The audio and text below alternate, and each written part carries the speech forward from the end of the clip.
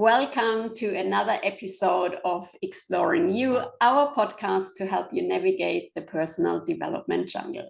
Today, we talk to Clare Pritchard, who shares how traveling and finding stillness in the present moment through the breath changed her outlook on life. From wanting the traditional setup of starting her career to getting married and raising a family, she discovered the importance of empowerment to live a life aligned with her values and dreams. If you want to break free from the rat race, then join our episode today and feel inspired by Clare.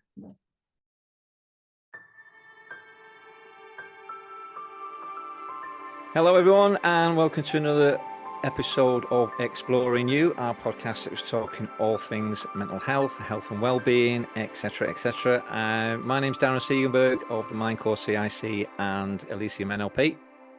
And I'm Alexandra Katzer, nature coach and forest bathing guide.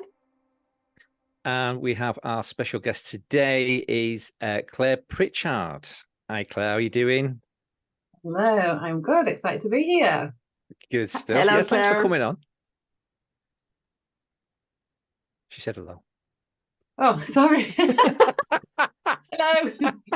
We can edit that bit. Told you nothing's edited on these things. So once that's record buttons pressed, that's it. You're in tied in. So Clare is a life coach, and we'll be talking all kind of things like that and travel and that going forward. We met when working for a particular company, One Manchester. You were working more predominantly with youngsters, weren't you? Trying to get them into placements. Yes. Yeah. So essentially supporting young people into work, education or training. So it was just after COVID, and obviously anyone who did have jobs quite often lost their jobs, or potentially these young people had never worked, never had the experience. And it was kind of that vicious circle of you can't get a job because you don't have experience, but you can't get experience because you don't have a job. And I kind of like came in as that middleman to try and create some work experience opportunities so that the young people could gain that work experience, put it on their CV, and then be able to apply and go into work and then tick the boxes that were required from the employers. Yeah. I mean, did you come across, you probably did. I mean, some of the stress and strains of from youngsters trying to get into work and that. I mean, what did you find from that? Yeah, I mean, I think the main one is that vicious circle of them maybe not having had any work experience, and then because you don't have work experience, you can't get into work. And then it's then kind of that side of, okay, you can set up work experience, but then like you don't get paid for work experience. And it's usually kind of not always the industries that these young people want to work in. And so it's quite difficult to then try and create those connections and kind of like make it work when like, would you go and work for free for like 6 weeks and without the guarantee of a job at the end of it? Like it's quite difficult to sell that to somebody who essentially just wants a bit of money to be able to go and enjoy the social life, wants to be able to start building up their career, but aspirations are so high, which is amazing. Like you want to be up here, but it's difficult to explain, like you have got to start down here. So it was quite difficult to kind of like get that through. And then if you haven't worked in a workplace before, the unwritten rules of employment, which you don't really get taught. So I was kind of, and it was kind of a young person that taught me that I need to teach that, because he got caught vaping in the toilets on one of his placements. And I was like, you can't vape in the toilets, can you? He's like, why not? I just went to the toilet, I needed to vape. And that was kind of like a click to me, like, right, okay, like you need to explain this, because if you don't know it, you don't know it, do you? So it was very much a learning lesson for me going through, and like each young person is completely different. So it was for me learning and picking up these different things as I went through the program that I can then teach to the young people that they can then utilize and take on to the paid employment that they then do go on to. And what was your take on anything stressful, any kind of particular stresses that they had that you had to overcome and help them with? I think the post-COVID world was quite a big stress, in just that young people didn't know how to navigate it. They hadn't finished school in the usual way. They hadn't been able to complete exams like they were meant to. They hadn't been able to, I guess, kind of learn a lot of the things that they would learn in that last year of school, and then take that on to the next stage, or even in last year of college, to then go further on. So I think the timing of it was probably, there were probably a lot more stressors than there would be usually with kind of the ones that just come as being a teenager trying to navigate the working world, but trying to do it in a post-COVID world just added that stress. There was the fear of, if I get a job, am I going to then lose it if we go into another lockdown? Because obviously these lockdowns just came and went, didn't they? And I know when the first one came, I was like, oh, this is going to be a nice 2 weeks. And then however many months later was it. So it's just kind of like that uncertainty, that not knowing, that creates that stress. And also I feel with this whole COVID, this uncertainty, like you mentioned, it felt overwhelming for a lot of people, and our nervous system was completely under fire constantly, like uncertainty, not knowing what to do, lockdown, fear of losing job. It was a very stressful time, I think, for everyone, and especially for young people, like being cut off from social contacts as well with their friends and peers. And I think we still will see the challenges in a few years' time as well with all these lockdowns. Yeah. And even like now, when I work with, if I have a young person that comes to me to work, and I'll be like, okay, let's make the CV. Have you got any work experience? And they'll say no. And I'm like, not even something that you've done in college or school. And they're like, oh, I didn't get to do it because of COVID. So even that one week of work experience that you are kind of usually guaranteed, that's just completely gone. So even though it was a couple of years ago, and now I'm working with someone, you can still see that, those effects are still coming in. And I think it's even young, babies, COVID babies, who didn't get that exposure to people, didn't get that kind of being passed around and all these different things. That impacts people. I've got friends whose children are quite anxious and shy and around loads of new people, because they, for a first year of their life, it was mum, dad, baby at home, and that was completely it. So even will that impact in 10, 20 years? I guess you just don't know, do you? But it was a really weird few months, wasn't it? Which no one really knew what was happening or how to navigate it. And so now we kind of don't know how to navigate that post-COVID world, because we haven't experienced it massively before. I mean, I'd read something at the time, which something like 700,000 people were made redundant between March and May in the UK. So the stresses from that, is immense.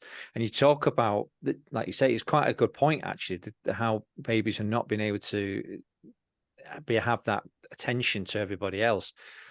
For me, I think for the flip side of that is, with me working away a lot of the time with what I've done in the past, maybe the babies would be a lot, in a sense, they have a benefit because both parents are at home. So, you've got that side of things. Although it probably wasn't a good environment because of the stress that was there in the household, because you're not getting any money and you're not working.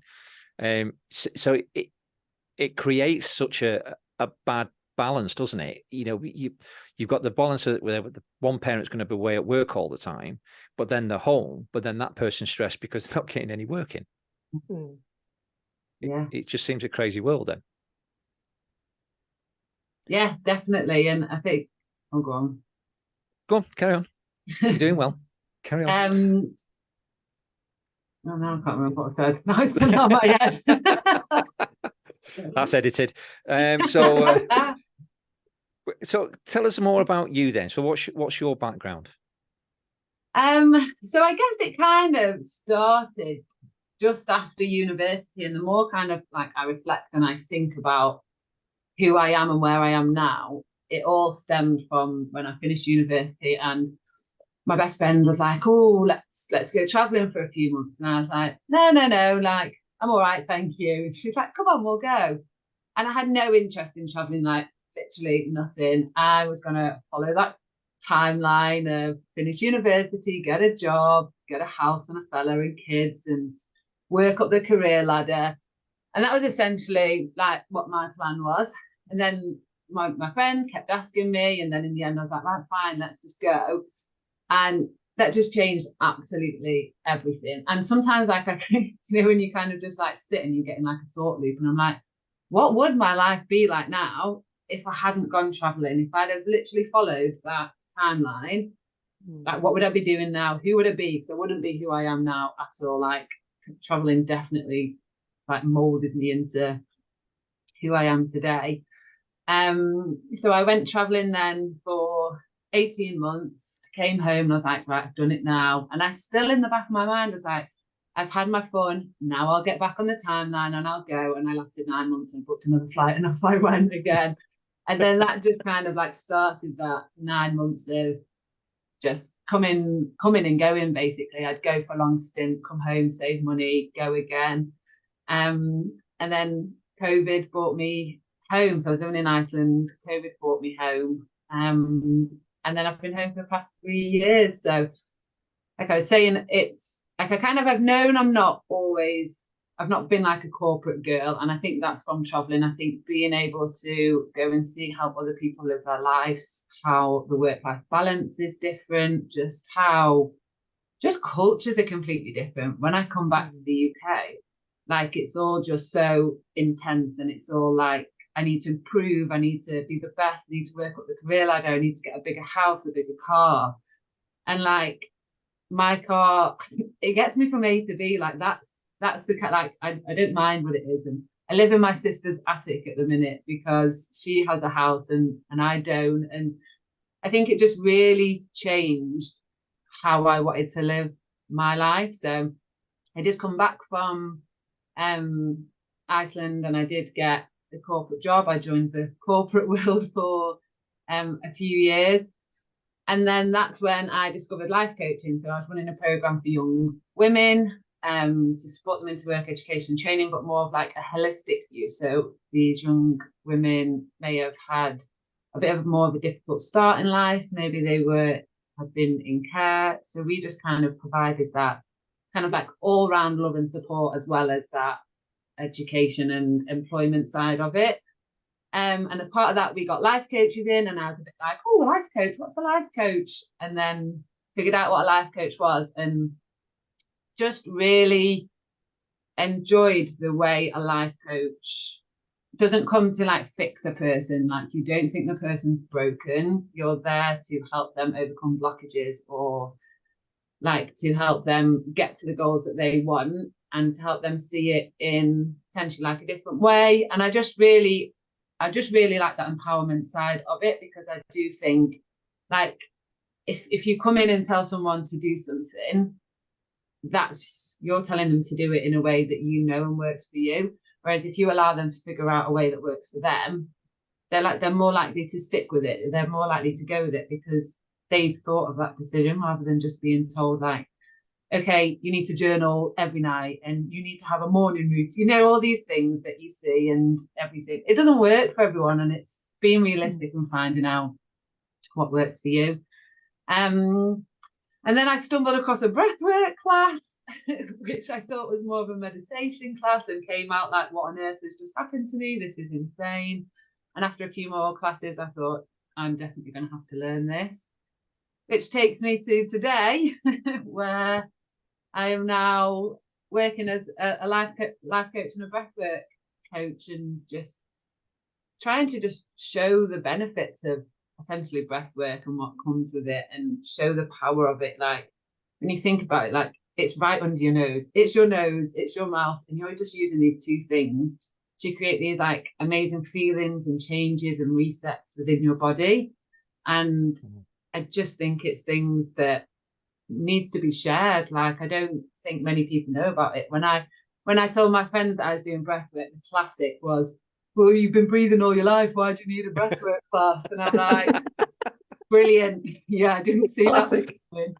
If I had £1 for every time someone had said that to me, I wouldn't need to be doing breathwork classes. I'd be living in the Maldives. but that's the thing, like, a lot of, like, of course, like, you have been breathing all your life, why do you need a class? But it's like, are you breathing dysfunctionally day to day? Like, are you resetting your nervous system? Are we constantly in this fight or flight, which we are, like, as humans nowadays, we are in this fight or flight all the time, and we don't bring ourselves back down into that parasympathetic. And like, when people say to me, oh, I had a really chilled day, I lay on the sofa and watch TV and scrolling on my phone, and I'm like, that was not chilled. You were not chilled. Lay on the sofa. You were still alert. You were still on your phone. You were still giving that buzz. Like, you're not resetting anything by sitting on the sofa. So it's just kind of like sharing that and like just educating, because like, I didn't know all of this like however many months ago. But now I'm in a black hole of breathwork, and it's my only personality trait that I have is to talk about breathwork.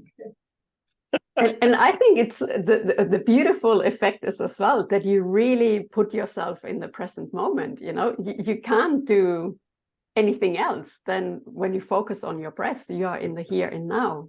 And so many people totally miss this concept of being in the now. They are either in the past, questioning their decisions, or worrying about the future. But really, the now is gone for a lot of people.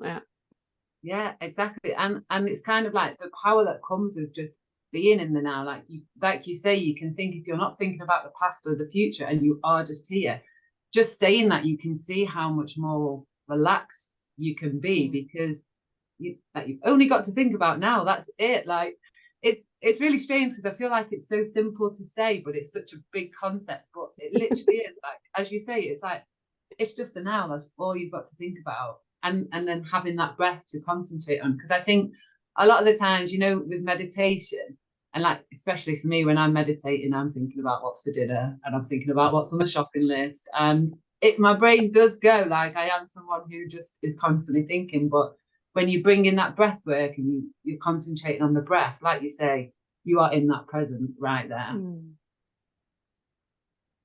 Interesting. Beautiful. I mean, obviously we do a lot of breath work in martial arts and stuff, so it's I can relate to it to some extent. But how does it empower with people with their stresses and strains of everyday life? I mean, what are they expecting on your class in breath work?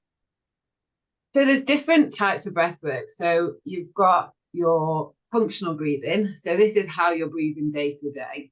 And this is, are you a mouth breather or are you a nose breather? Are you breathing deep down into your diaphragm, or are you coming into your chest? Are you breathing fast or are you breathing slow?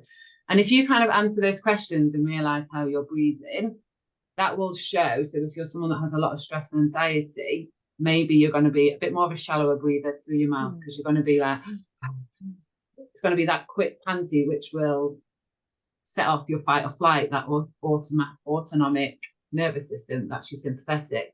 Whereas if you slow it down and you breathe more through your nose, that's going to relax you down. That's going to tell your body you're safe. That's going to slowly start to bring you down into that parasympathetic, which is that reset. So that's not sat in front of the TV, that is you bringing you down to that reset. So that's kind of like your functional breathing, just day to day.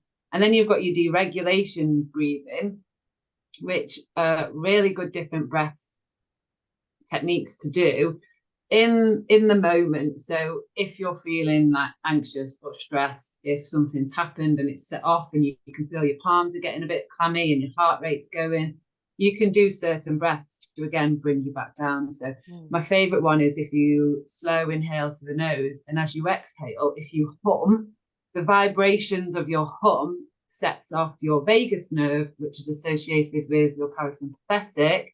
And then that tells your body you're safe and it brings you back down. So that is so useful to use just in the day when you need it at that time. And then the classes that I do, this is that transformational breath work. So this is that conscious connected breath. So this is where you really, really quieten that prefrontal cortex. You're like turning the noise down on that and tapping into your subconscious and able to just process stored emotions, stored trauma. You're giving your body deep relaxation. You're resetting your nervous system because you're really allowing it for a period of time to stay in that parasympathetic state.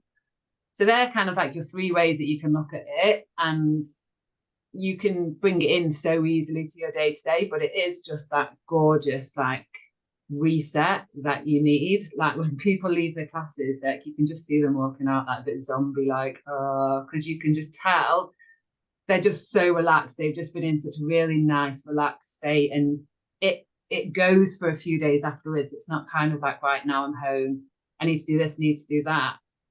Or whenever I ask for feedback, it's always that it stays for a few days afterwards. So it's just like giving your body that full relaxation that we just don't really give ourselves at all. So do you get the biggest benefit when you do it every day, or what's your recommendation with the breath work? So with transformational, this is something that you don't want to be doing that every day. You want to allow for that integration. So maybe depending on your level, depending on like maybe your stresses, your anxiety, what kind of a breather you are day to day might impact. So I'd say maybe once a week, once every 2 weeks would be really good for that. But bringing your awareness to your day-to-day breath is like, if you can start that now, start it now, because that impacts your concentration, your attention span, your sleep, your anxiety and stresses. Because like I said, you know, if you're a mouth breather and you're panting a bit more, you're going to be in that fight or flight. Whereas if you concentrate and bring it into your nose and nice and slow, you're going to spend more time then in that parasympathetic side. So it's definitely, if you can even just bring in like 10 to 15 minutes a day of just like that slow breathing, perfect. Like it's the perfect start, and you can build it up. To be fair, even starting on 10 minutes is probably a bit much, even if you just do it for 2 or 3 minutes just to start and figure out what kind of breather that you are as well. Because a lot of the time people don't know, and that's why people are like, well, I've been doing it my whole life. Like it's bringing that awareness to it. My mum and dad were on holiday the other month maybe, and dad sent me a video of what the apartment was, and you know, when you go in every room and it's a 3-minute video and you're like watching this, and the only thing that I replied to that was, you are a heavy mouth breather, we need to work on that. Because in the background all I could hear was and I was like, no, we need to work on your day-to-day breathing, because that was painful to watch and it's not good for your health. So there's a few reasons why we're going to tap into this. Yeah, it isn't. I mean, with the NLP side of things, we monitor, we match people's breathing when you're dealing with certain techniques, and I've seen people. You know, I'm more attuned to people how they breathe as well. I remember saying to somebody, a friend, and she was like, she'd breathe in, but breathe out very quickly, breathe very out, and it was gone like that. And I'm like, your breathing isn't right. You've got to watch you. And she goes, my breathing's fine. I do this all the time. And somebody else mentioned it who was with us at the time. She went, yeah, you the way you breathe isn't right. You're not filling your lungs to full capacity. You're not taking the time to take your breath. Yeah, breathing is a subconscious thing. If we monitor our breathing all the time, we wouldn't have a time to do anything else in our life. But it is a key thing to monitor that breathing and be able to regulate yourself better, because it affects everything in your body, doesn't it? Yeah. And the one thing that I always say to people is, you know, when like they do kind of say, I have been doing it, or how am I meant to monitor it, is pick a colour for the day. So blue, green, orange, whatever. And every time you see something of that colour, think of your breath, think, how am I breathing? Am I doing this? Because I think if I said to you now, like, okay, how are you breathing? Just because we're talking about breathwork, you've probably altered it a little bit because it is conscious. Whereas if I just kind of like, it just came to you and then you checked, it might be a little bit different because it is that subconscious. So it's kind of trying to like catch yourself out a bit to really know how you are breathing. And you can do another test as well, where if you take an inhale in and an exhale through your nose, and then hold your breath and time it until, not until like you're going blue because you've held it really, really long, but if you just hold it until you feel like you need to breathe. And then depending on that time will depend on whether you maybe have a bit of a dysfunction with breathing and whether you can work to improve that. So if it's lower than 25 seconds, then maybe you want to take a look at these different techniques to see how you can improve that day-to-day breathing. Because it's really funny. I was driving home this morning, and classic, like, talking about breathwork when I was out, and I've just started running and trying to run through just breathing through my nose, which is so difficult, especially when you're used to like breathing through your mouth. Like when you say take a deep breath, you go through your mouth because you think you're getting it in, but it's not a deep breath because, like you said earlier, it then just comes out fast because it's only going shallow. And I saw a guy running down the street with tape on his mouth to make sure he was nose breathing, which is amazing because we need to be nose breathers. But it was like big black gaffer tape. And I was like I've seen the strips that you can use where it's kind of like a strip that way. So if you do need to just take a bit, you can. But he was like taking no prisoners today. Like he wasn't running from being kidnapped by any chance. Maybe I should have taken a bit of a check-in with him, because I literally was just like, it's like big gaffer tape. And then I was thinking, that's gonna hurt to take that off, isn't it? And then my mind started going to like, what's the process of taking the gaffer tape off? Probably also not recommended for beginners. Yeah, definitely not. I'm just thinking that my eyes are watering just in case he's not growing a mustache for Movember and he's got to rip this thing off. That's going to be painful. But it is. I mean, we're not going to tell anybody to go to any extremes like that. But I mean, it's fair play to him doing it. I mean, something for me, and I'm going to throw this out there to you. People have a tendency to say to me, and I've noticed it sometimes, that I actually stop breathing.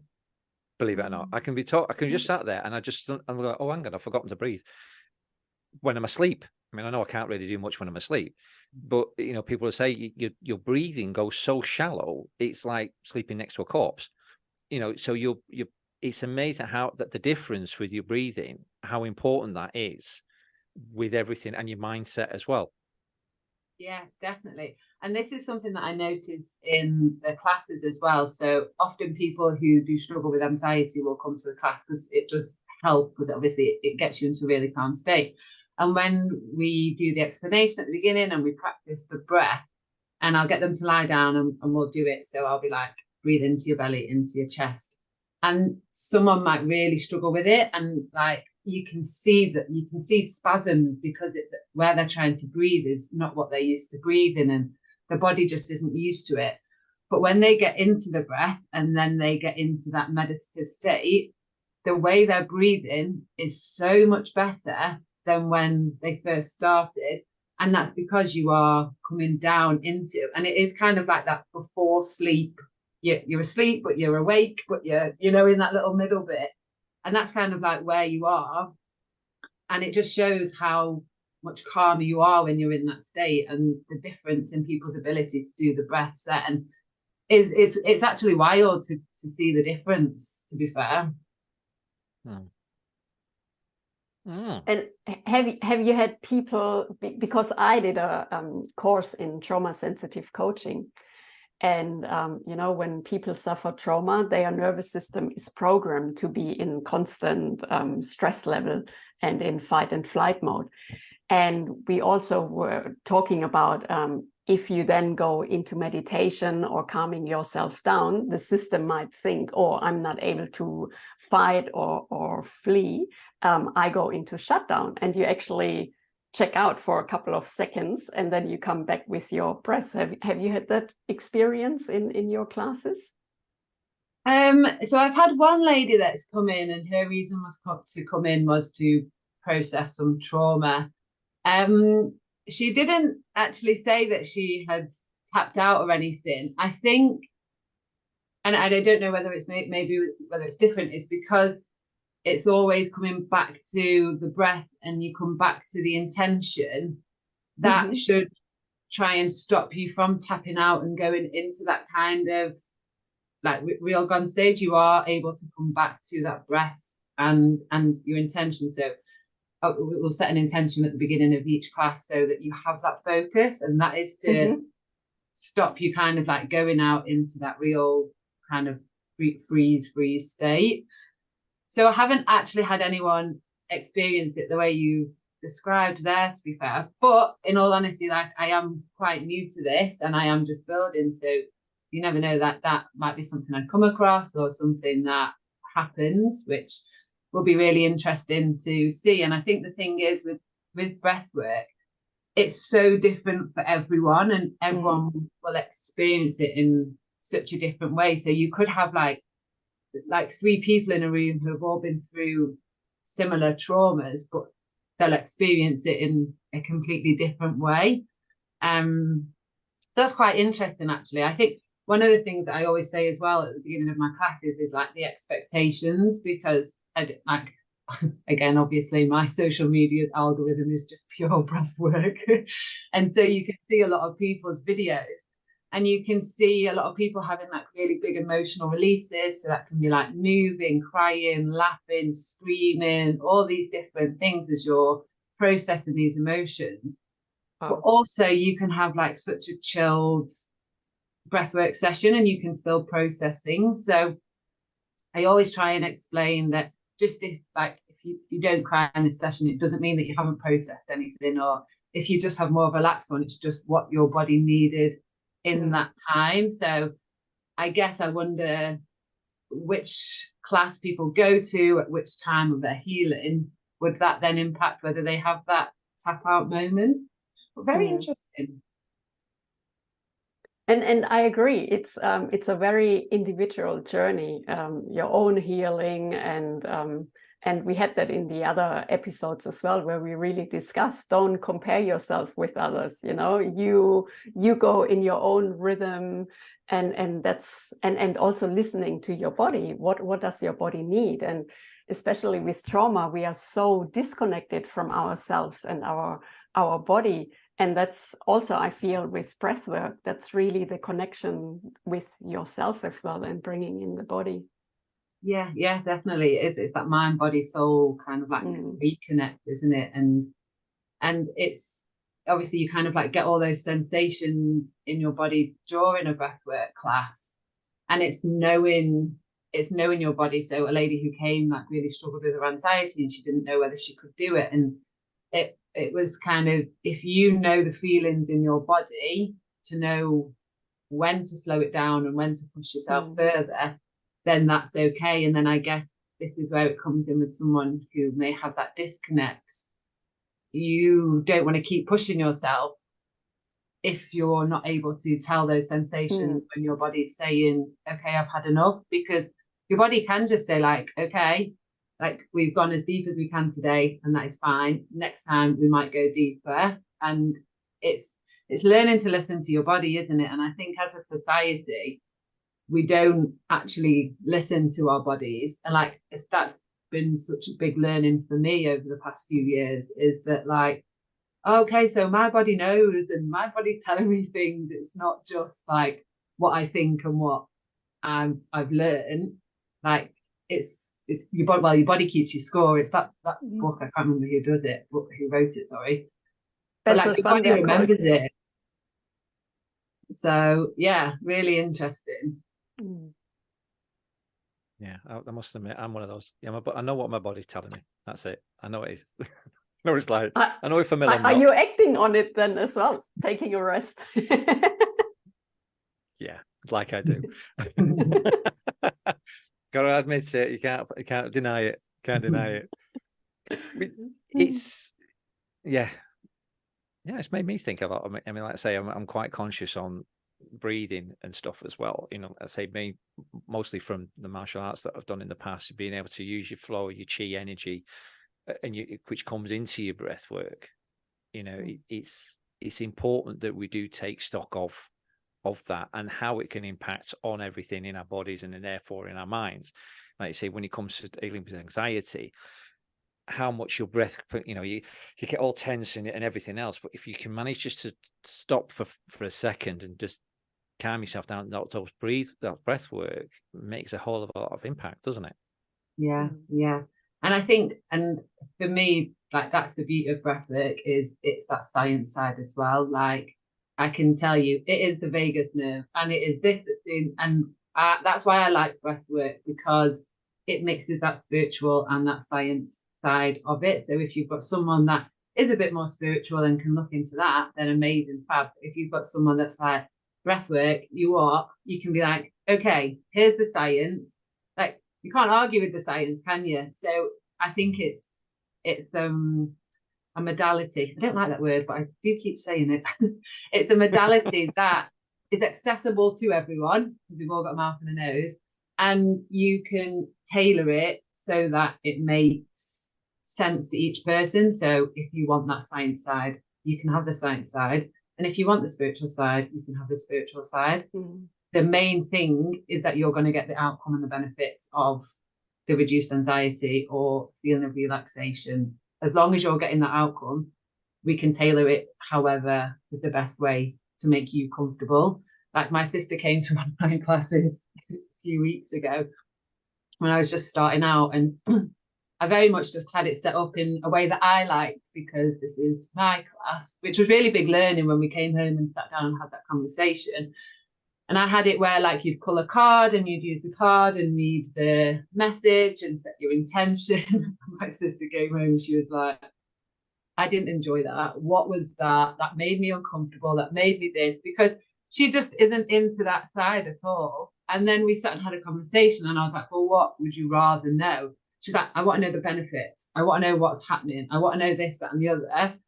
So now I've created 2 different classes. So if you're into meditating, card pulling, all that kind of jazz, I've got that class. But if you just want to come science benefits, I've got that class. And I think that is the beauty of it. Like, it is so adaptable.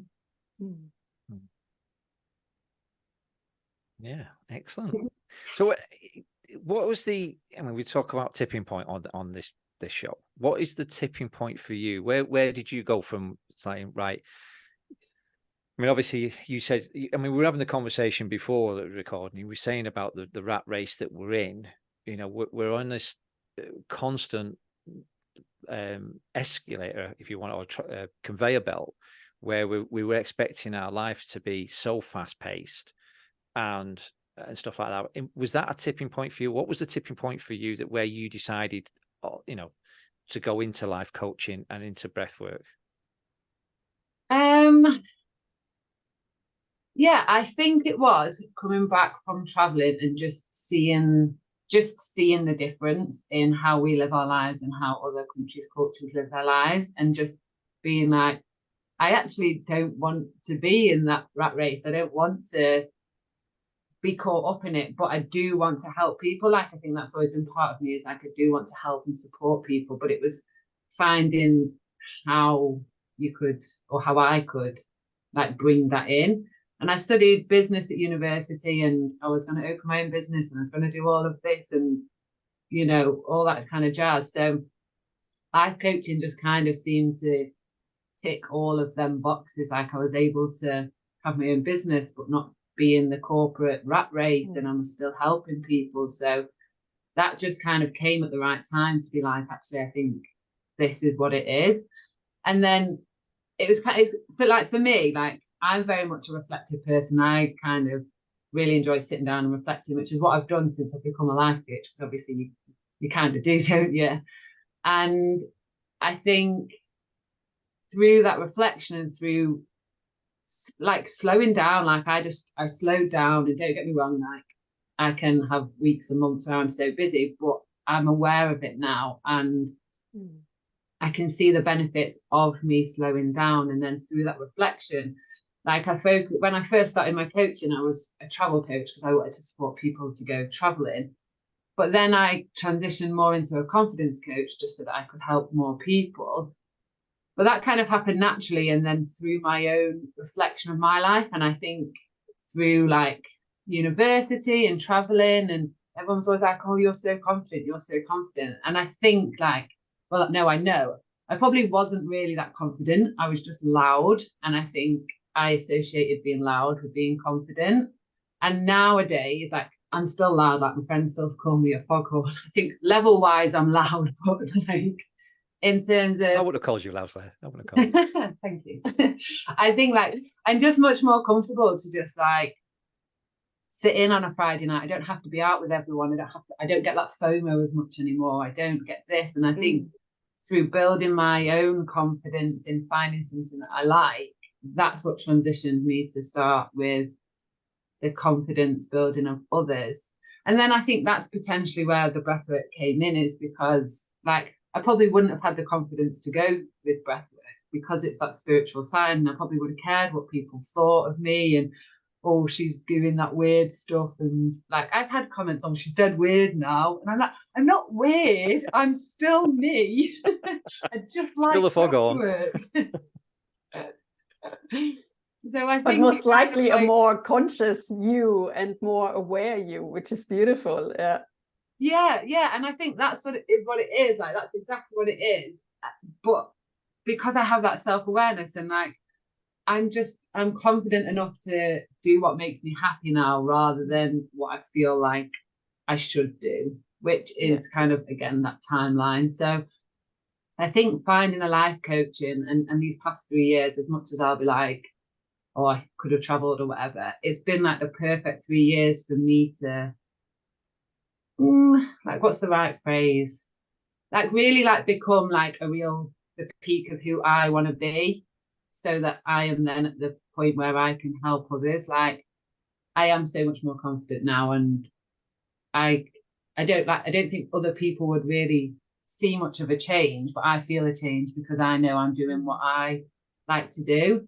And then it's knowing that about me is wanting to support other people to do that, because like so many people, like even with the traveling, like you're so confident, how could you ever go traveling? Like, how did you do this? How do you do that? And it's like, I cried myself to sleep the night before I went on my first big trip. Like I was happy to let the flight go. I didn't want to go. I wasn't really that confident, but you just have to do it. So it's just kind of, I guess, showing that like you look confident on the outside, but inside it's like, oh what's happening? But I feel it also comes with experience, you know, when you do stuff and then you realize, oh, it wasn't that bad. My mind made up stories that weren't even true, you know, and that builds confidence as well through experience.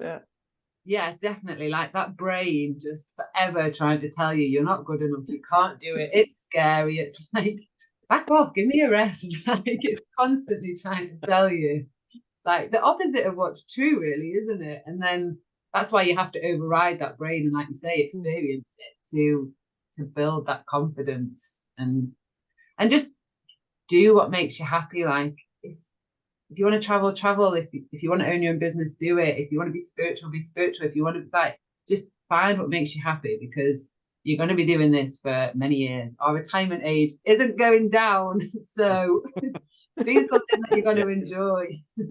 Absolutely. Yeah, cheers for that, Claire.